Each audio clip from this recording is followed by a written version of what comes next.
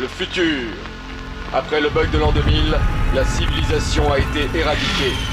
Toutes les connaissances ont été perdues. Objection! C'est quoi? Super Mario était le premier jeu de plateforme? Bon, oui, mais non.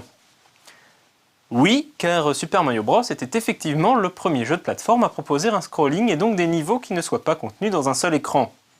Non, car il existait des jeux de plateforme à écran fixe bien avant que Mario ne soit plombier. Déjà, qui dit jeu de plateforme dit personnages qui sautent.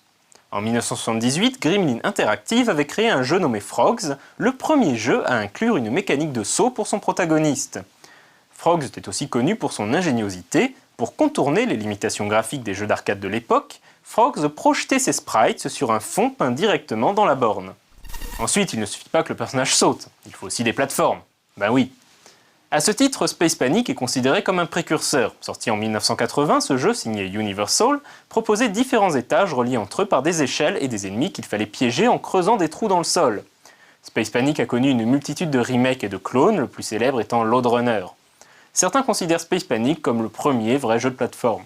Quoi qu'il en soit, le premier jeu a mélangé le principe des échelles et des plateformes et la mécanique de saut pour attraper des bonus et éviter des obstacles fut Donkey Kong, le fameux jeu de Miyamoto Shigeru mettant en scène Jumpman, le prototype de Mario. Donc oui, Mario n'est pas étranger à l'affaire, mais non, à l'époque, il n'était pas encore super.